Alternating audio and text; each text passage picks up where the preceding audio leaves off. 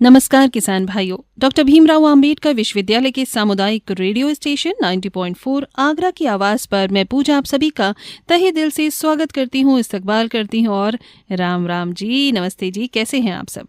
आज एक बार पुनः हम आपके लिए लेकर आए हैं रेडियो कृषि जागरूकता कार्यक्रम, जो कि रसायन एवं उर्वरक मंत्रालय, भारत सरकार यानी कि ministry of chemical and fertilisers, government of India के द्वारा निर्देशानुसार है और साथ ही साथ इसे स्पॉन्सर किया है यारा फर्टिलाइजर इंडिया प्राइवेट लिमिटेड ने। इस कार्यक्रम में हमारी हमेशा ये कोशिश रहती है कि यारा के बहुत ही बेहतरीन एक्सपर्ट्स हमारे साथ जुड़ें और आपको कृषि संबंधी बेहतरीन जानकारियां दें, वो भी अलग अलग विषय पर। और आज का विषय भी बहुत ही खास है। आज आप और हम मिलकर बातचीत करने वाले हैं कि धान की फसल में पोषण प्रबंधन का महत्व। इस पर विशेष रूप से और सही और सटीक जानकारी देने के लिए एक विशेषज्ञ भी हमारे साथ हैं, जो है नीरव पटेल जी। ये है area agronomist, waste Uttar Pradesh, यारा फर्टिलाइजर इंडिया प्राइवेट लिमिटेड से। नीरव पटेल जी नमस्कार, बहुत बहुत स्वागत है आपका। जी नमस्कार। कैसे हैं नीरव सर? हम बढ़िया हैं। जी, आज हम आपसे धान की फसल पर बात करने वाले हैं। क्या आप इसके लिए तैयार हैं हमारे किसान भाइयों को जानकारी देने के लिए? जरूर। क्या बात है। सबसे पहले नीरव जी, हम यही जानना चाहते हैं कि पोषण प्रबंधन, ये जो शब्द है, ये फसल के लिए क्या है, इसके मायने क्या है? देखिए, पोषण प्रबंधन एक जो शब्द हम प्रयोग करते हैं, तो इसका मेन रीजन यही होता है कि हर एक जो फसल होती है, फसल के अंदर अलग अलग फसलों के अनुसार हमें अलग अलग पोषक तत्वों की जरूरत रहती है।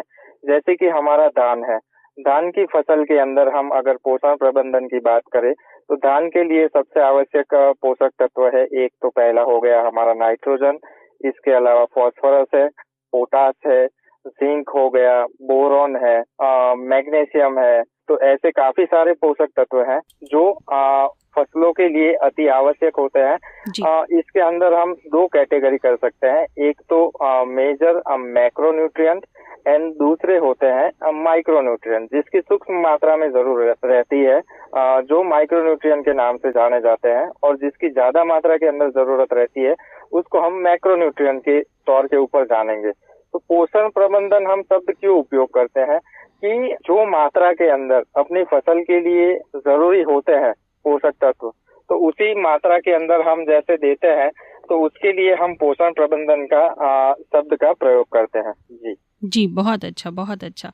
और जब हम पोषण प्रबंधन की बात करते हैं श्रोताओं, तो भाई चाहे हम बात करें बच्चे की, मनुष्य की बात करें, चाहे फसल की बात करें, चाहे किसी भी जीव जंतु की बात करें, पोषण सभी के लिए बहुत बहुत ज़रूरी है। अगर हम फसल के पोषण प्रबंधन का ध्यान रखते हैं तो वो सही पोषण मिलने से ही अच्छी फसल प्राप्त होती है और हम सभी का स्वास्थ्य अच्छा रहता है, क्योंकि हम उसी को खाते हैं और जीवन यापन करते हैं। ऐसे में आज हम एक बहुत ही जो ज़रूरी खाने की चीज़ है वो है धान, यानी कि चावल की फसल के बारे में हम बात कर रहे हैं। सबसे पहले तो नीरव जी, धान की फसल के बारे में जो जानकारी आपके पास है हमारे किसान भाइयों तक पहुंचाइए जरा। ओके, तो जैसे हम धान की फसल की बात करते हैं, तो धान की फसल हमारे लिए खरीफ सीजन की एक मुख्य फसल के तौर पे ट्रीट की जाती है। हमारे इंडिया के अंदर अलग अलग स्टेट है, जिसमें से एक हमारा उत्तर प्रदेश है। उत्तर प्रदेश के अलावा गुजरात, महाराष्ट्र, एमपी, छत्तीसगढ़, उड़ीसा, साउथ के अंदर हम देखें तो आंध्र प्रदेश, तेलंगाना, कर्नाटका, केरल एंड तमिलनाडु। तो ये काफी सारे स्टेटों के अंदर धान की फसल की जाती है, जो खरीफ सीजन के अंदर भी होती है और समर पैडी के रूप में गर्मियों के मौसम के अंदर ली जाती है। तो गर्मियों के अंदर जो है तो ये 60 to 70 डेज के अंदर परिपक्व होने वाली वेराइटीज का यहाँ पे सिलेक्शन किया जाता है। और अगर हम खरीफ सीजन की बात करें तो खरीफ सीजन के अंदर 90 डेज से लेके 120 डेज तक की वेराइटीज होती है, जिसके अंदर हमारा रेगुलर धान भी आ गया और बासमती पैडी भी आ गया, बासमती राइस जिसको हम बोलेंगे। तो ये दोनों वेराइटियों का कल्टीवेशन हमारे पूरे इंडिया में किया जाता है। जी, बहुत बेहतर आपने जानकारी दी है। और धान की फसल की अगर हम बात ही कर रहे हैं, तो आपने बताया कि ये अलग अलग मौसम में, अलग अलग क्षेत्र में हम इसका इस्तेमाल कर सकते हैं, इसे उगा सकते हैं। अगर हम वेस्ट यूपी या फिर सिर्फ उत्तर प्रदेश की बात करें, तो यहाँ की धान की फसल के बारे में जो भी जानकारी है कृपया वो हमें बताएं। जी जरूर। तो उत्तर प्रदेश की अगर हम बात करें तो यहाँ पे मेनली 2 सीजन के अंदर धान किया जाता है। जैसे खरीफ सीजन के बारे में मैंने बात की कि हमारी जो आने वाली बारिश का मौसम है, इसके अंदर मेन फसल के तौर पे धान की फसल यहाँ पे उगाई जाती है। और वेस्टर्न यूपी के और उत्तर प्रदेश के काफी ऐसे जिले भी है जहाँ पे गर्मियों के मौसम में यानी समर पैडी का भी कल्टीवेशन किया जाता है। जो हमारी समर पैडी है वो 60 to 70 डेज की क्रॉप ड्यूरेशन रहेगी, और जो खरीफ पैडी है जो हमारी 90 to 120 डेज तक की ड्यूरेशन की क्रॉप रहती है, जिसके अंदर किसान अलग अलग तरीकों से धान की फसल की खेती करते हैं। जी जी जी। धान की फसल में नीरव जी पोषण प्रबंधन का क्या महत्व है, क्यों जरूरी है वो? देखिए, जैसे धान की जो फसल है मेनली हमारे एक स्टेपल फूड के रूप में हम यहाँ पे देखेंगे कि धान का उपयोग हर जगह पे हमारे खाने के अंदर किया जाता है। ठीक है, तो अगर हम पोषण प्रबंधन यानी फसल के अंदर सही तरीके से पोषण देंगे तो हमारे जो खाने के उपयोग में आने वाली जो इसके दाने हैं, फसल है, तो इसके अंदर हमें प्रॉपर तरीके से न्यूट्रिएंट मिल पाए और किसानों को भी अपनी फसल की अच्छी तरीके से पैदावार मिल पाए, उसके लिए हमें धान के अंदर मेनली पोषण प्रबंधन का उपयोग करना चाहिए कि अच्छी तरीके से हम अपनी फसल के अंदर अगर अलग अलग प्रकार के पोषक तत्व का उपयोग करेंगे जो जरूरी मात्रा में चाहिए, तो बेशक हम जो अपनी फसल की पैदावार है उसको अच्छी तरीके से बढ़ा पाएंगे और किसानों को भी इससे कई गुना अच्छा लाभ मिलेगा, जो वो एट द एंड फसल के रूप में जो हम हार्वेस्ट करते हैं तो हार्वेस्टिंग के बाद मार्केटेबल प्राइस इसकी अच्छी मिल पाए। इसके लिए पोषण प्रबंधन का हमें जरूर ध्यान रखना चाहिए। जी जी, तो इसका मतलब है धान की फसल की बहुत सारी वैरायटी होती हैं, ऐसा है क्या? राइट, वैरायटीज के अंदर यहाँ पे जो हमारा रेगुलर पैडी है तो रेगुलर पैडी में भी काफी सारी long and short duration varieties है जो किसान अच्छी तरीके से जानते भी हैं और उसका अपनी अनुकूलता के अनुसार वो चयन करते हैं। और इसके अलावा यहाँ पे बासमती धान की भी खेती की जाती है, तो बासमती के अंदर भी अलग अलग प्रकार की वैरायटियां होती है जो यहाँ पे हमारे किसान उगाते हैं। जी जी, तो इनमें से आप अपने किसान भाइयों को कौन सी किफायती वैरायटी है जो कम लागत में लगती है लेकिन मुनाफा अच्छा देती है और आराम से भी वो पैडी लग जाती है, ऐसी कौन सी वैरायटी है जो आप सजेस्ट करेंगे हमारे किसान भाइयों को? देखिए, यहाँ पे एरिया वाइज अलग अलग वैरायटियां होती हैं। जैसे उत्तर प्रदेश की बात करें तो उत्तर प्रदेश के अंदर हम शॉर्ट ड्यूरेशन वैरायटीज का ज्यादातर इस्तेमाल करते हैं और काफी ऐसी जगह है जहाँ पे बारिश का मौसम अच्छा देखने को मिलता है हमें, तो वहाँ पे हम लॉन्ग ड्यूरेशन वैरायटीज जो है इसके अंदर हम चयन करेंगे, जिससे कि अपने किसानों को अच्छी पैदावार भी मिल पाए और पैदावार के साथ साथ जो मुनाफा है अच्छा तो वो आपको मिल पाए। कम लागत की बात करें तो यहाँ पे शॉर्ट ड्यूरेशन की जितनी भी वैरायटीज रहेंगी तो इसके अंदर हमें कम लागत लगानी पड़ेगी और अच्छा मुनाफा भी हम अच्छे पोषण प्रबंधन से कर सकते हैं। जी जी, और अगर हम उत्तर प्रदेश की बात करें तो यहाँ पर लोग बासमती चावल बहुत ज्यादा पसंद करते हैं। सही है, बासमती चावल की जो फसल है तो काफी अलग अलग जिले हम उत्तर प्रदेश के देखेंगे जिसके अंदर उगाई जाती है और यहाँ पे अच्छा रेट भी बासमती राइस का हमें मार्केट के अंदर मिलता है, जिसकी वजह से सबसे ज्यादा खपत भी यूपी के अंदर होती है और अच्छी मात्रा में उगाई भी जाती है उत्तर प्रदेश के अंदर। जी जी, तो नीरव पटेल जी, आप हैं एरिया एग्रोनॉमिस्ट वेस्ट यूपी यारा फर्टिलाइजर इंडिया प्राइवेट लिमिटेड से और आज हम आपसे बात कर रहे हैं धान की फसल में पोषण प्रबंधन का महत्व। इस बारे में हम आपसे जानकारी ले रहे हैं। धान की फसल की बहुत अच्छी जानकारी आप हम तक पहुंचा रहे हैं, लेकिन अगर हम फिर से पोषण प्रबंधन की बात करें तो मैं चाहूँगी बहुत ही डिटेल में आप हमारे सभी सुनने वाले किसान भाइयों को ये बताएं कि स्टेप बाय स्टेप धान की फसल की हमारे उत्तर प्रदेश में किस तरह से हमें उसका पोषण प्रबंधन करना चाहिए, शुरुआत से लेके अंत तक।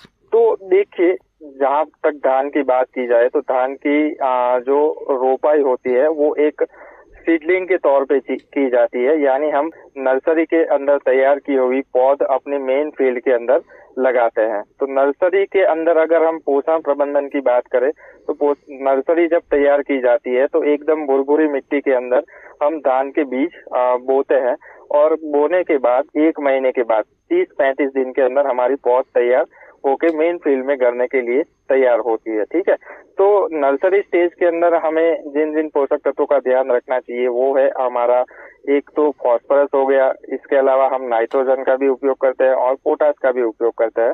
तो ये सारी जो पोषक तत्व है वो पर्याप्त मात्रा के अंदर हमें नर्सरी के अंदर लगानी चाहिए। जो 1 एकड़ 1 हेक्टेयर का जो धान बोने के लिए हमें 800 मीटर स्क्वायर की जो नर्सरी है बेड, तो 800 मीटर स्क्वायर की नर्सरी के द्वारा हम 1 हेक्टेयर के अंदर धान बो सकते हैं। तो इसके अंदर हम अगर पोषण प्रबंधन की बात करें तो जब हम बेड तैयार करते हैं तो इसके लिए हमें DAP का उपयोग करना चाहिए और उसके साथ साथ हम जो पोटास है और नाइट्रोजन है, ठीक है, तो ये सारे पोषक तत्व है तो पर्याप्त मात्रा के अंदर हम अगर अपने बेड के अंदर लगाएंगे तो हमारी जो पौध है वो पौध स्वस्थ रहेगी और आगे जाके हम जब उसको मेन फील्ड में ट्रांसप्लांट करेंगे तो मेन फील्ड के अंदर वो अपनी डिसीज रेजिस्टेंसी है तो डिसीज रेजिस्टेंसी को मेंटेन कर पाएगी और अच्छे विगर से ग्रोथ कर पाएगी। जी जी जी, ठीक है जी, ये तो हो गया अपना नर्सरी के बारे में पोषण प्रबंधन। अभी हम जब 1 महीने के बाद अपनी पौध मेन फील्ड के अंदर जब लगाते हैं यानी कि ट्रांसप्लांटिंग करते हैं, तो ट्रांसप्लांटिंग करने से पहले जब हम मेन फील्ड तैयार करेंगे तो मेन फील्ड के अंदर बेसल डोज के अंदर जब हम रोपाई करते हैं ट्रांसप्लांटिंग, तब हमें कौन कौन से पोषक तत्वों की ध्यान रखनी चाहिए। तो उसके अंदर मेनली है कि हमें DAP जो है डाई अमोनियम फॉस्फेट और दूसरा है MOP म्यूरेट ऑफ पोटास, ये दोनों पोषक तत्व है जो हमें बेसल डोज के अंदर उपयोग करने हैं। तो DAP हम कितनी मात्रा के अंदर लेंगे? 1 एकड़ के हिसाब से हम 50 kg DAP बेसल डोज के अंदर उपयोग करेंगे और जो MOP है म्यूरेट ऑफ पोटास तो वो 25 किलोग्राम प्रति एकड़ के हिसाब से हम बेसल डोज के अंदर शुरुआती रोपाई की अवस्था के अंदर ये जो खाद है इतनी मात्रा के अंदर हम अपने मेन फील्ड के अंदर डालेंगे बेसल डोज के अंदर। तो ये हो गई हमारी रोपाई की अवस्था के दौरान देने वाले पोषक तत्वों की बात जी। अब जब हमारी पौध गड़ चुकी है, ये पोषक तत्व हमने मेन फील्ड में डाल दिए हैं और पौध धीरे धीरे बड़ी हो रही है, वेजिटेटिव अवस्था बोलेंगे हम, वानस्पतिक अवस्था के अंदर जब 15 से 20 दिन का हमारा पौधा होता है मेन फील्ड के अंदर, तब हमें कौन से पोषक तत्वों का ख्याल रखना चाहिए। तो इसके अंदर रेगुलरली मेनली किसान अपने खेत के अंदर ब्रॉडकास्टिंग के द्वारा खाद का छिड़काव करते हैं। तो इसके अंदर मेन हमें ध्यान रखना चाहिए कि अभी वेजिटेटिव स्टेज के अंदर हमारा पौधा अच्छी ग्रोथ ले पाए और उसका जो घेराव है हम कैनोपी बोलेंगे, तो कैनोपी जितनी अच्छी होगी तो इतनी अच्छी हमारी पौधे की ग्रोथ हो पाएगी।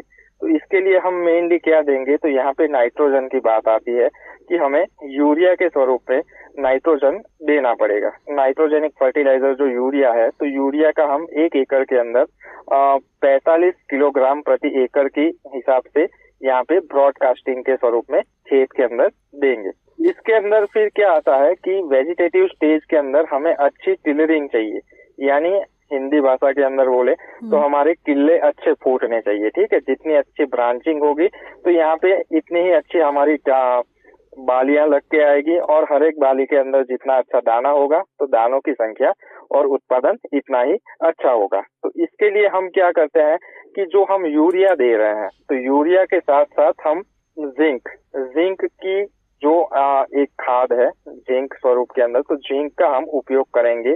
तो हम यहाँ पे रिकमेंड करेंगे कि आप अगर हमारी 11 फर्टिलाइजर की ओर से ऑफर की जाती है लिक्विड स्वरूप के अंदर जिंक, जो जिंक ऑक्साइड है, तो इसका हम 350 मिलीग्राम प्रति एकड़ के हिसाब से यहाँ पे डोज देंगे, जिसको आप यूरिया के साथ मिलाकर डाल सकते हो। ठीक है, तो ये वेजिटेटिव स्टेज के अंदर 45 किलोग्राम यूरिया और 350 मिलीग्राम जिंक, जो जिंक ऑक्साइड के स्वरूप में होती है, तो ये दोनों का मिक्सचर हमें वानस्पतिक अवस्था के अंदर उपयोग करना चाहिए, जिससे कि हमारी पौधे की वेजिटेटिव स्टेज अच्छी ग्रोथ अच्छी हो और उसके साथ साथ इसकी डिसीज रेजिस्टेंसी और जो फोटोसिंथेटिक करने की जो क्षमता है वो क्षमता में भी बढ़ोतरी हो। तो ये हो गई एक हमारी वानस्पतिक अवस्था के अंदर पोषण प्रबंधन की बात। ऐसे में नीरव जी, यारा फर्टिलाइजर इंडिया प्राइवेट लिमिटेड के ऐसे कौन कौन से उत्पाद हैं, ऐसे कौन कौन से उर्वरक हैं जो हमारी धान की फसल के लिए बहुत ज़रूरी हैं और किफ़ायती भी हैं हमारे किसान भाइयों के लिए?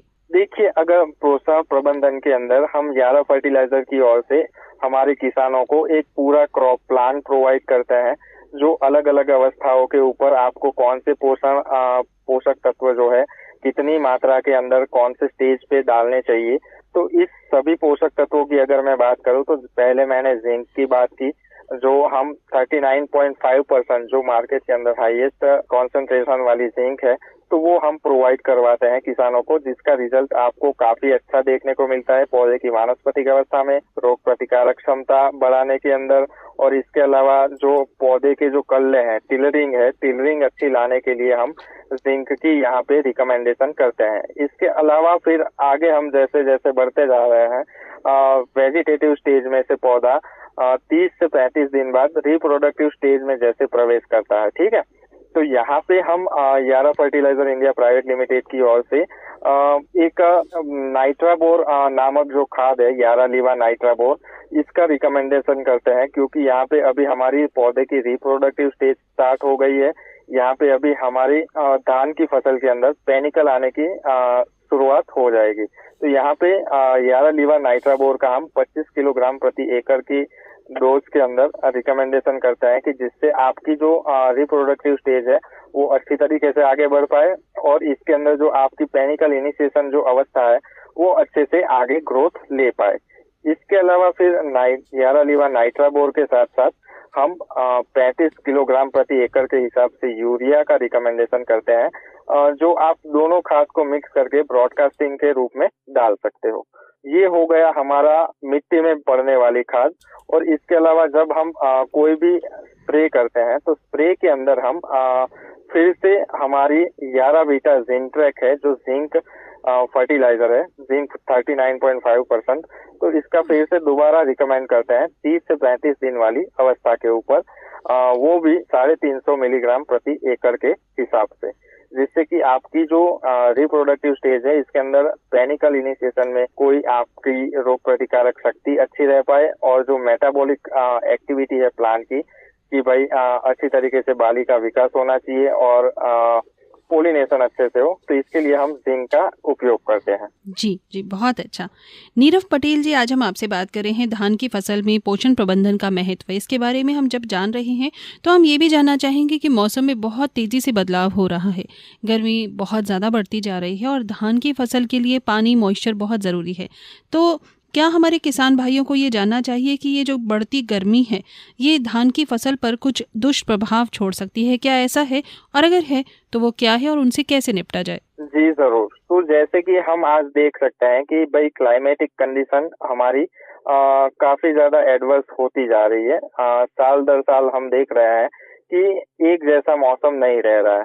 तो ये सब जो हमारे, इसको हम एबायोटिक स्ट्रेस बोलेंगे, जो वातावरण की ओर से पौधे के ऊपर स्ट्रेस आता है। ये स्ट्रेस को कंट्रोल करने के लिए क्या है कि सबसे जरूरी ये होगा कि आपका पौधा जो है उसकी चयापचयी क्रिया, मतलब उसका मेटाबॉलिज्म जो है, मेटाबॉलिज्म एक्टिव रहना चाहिए। अगर जितना ज्यादा अच्छा मेटाबॉलिज्म चलेगा तो उतना ही अच्छा पौधा अपनी ग्रोथ को कायम रख पाएगा। तो इसके लिए हमने जो कुछ भी ये फर्टिलाइजर बोले हैं, जैसे कि यारा लीवा नाइट्राबोर हो गया, यारा वीटा प्रोकोट जिंक हो गया, जो हम यूरिया के साथ मिला कर देंगे, या फिर यारा वीटा जिंट्रैक 700 है, जो 39.5% वाली जिंक है। तो ये सब पोषक तत्व जो है वातावरण के सामने पौधे को लड़ने की क्षमता देंगे, और उसका मेटाबॉलिज्म जितना अच्छी तेजी से ग्रो करेगा तो उतना ही अच्छा पौधा अपनी जो रिप्रोडक्टिव स्टेज है उसके अंदर रिस्पॉन्स दे पाएगा। तो इसके अलावा आगे हम जब बढ़ते हैं, तो जैसे कि हमने बोला रिप्रोडक्टिव स्टेज के अंदर पौधा एंटर कर गया है, तो लास्ट में जब हम खाद डालते हैं, आखिरी खाद, तो जो होगी हमारी 45 से 50 दिन के ऊपर, तो इसके अंदर भी हम फिर से, जैसे धान की फसल जो होती है तो वो नाइट्रोजन लविंग क्रॉप है, इसके अंदर सबसे ज्यादा नाइट्रोजन की जरूरत रहती है। तो हम फिर से यहाँ पे आपको यूरिया की रिकमेंडेशन करेंगे। तो यूरिया का डोज जो 1 एकड़ में होगा, धीरे धीरे हम डोज कम करते चले हैं, तो लास्ट के अंदर आपको 30 किलोग्राम प्रति एकड़ के हिसाब से यूरिया, और उसके साथ अगर हम स्प्रे के अंदर बात करें तो स्प्रे के अंदर जिससे कि आपकी बालियां स्वस्थ रहे, दाने की संख्या पोलिनेशन अच्छे से हो और पूरी बाली के अंदर दाने भरे। तो इसके लिए स्प्रे के अंदर हम याराविटा बोरट्रैक यानी बोरोन स्वरूप की जो खाद है, जो बोरोन क्या करती है कि भाई पोलिनेशन के अंदर मदद करती है, दानों की चमक बढ़ाती है और सीड की जो बोल्डनेस है, तो बोल्डनेस यानी जो दानों की मोटाई होती है बढ़ाने के अंदर मदद करती है।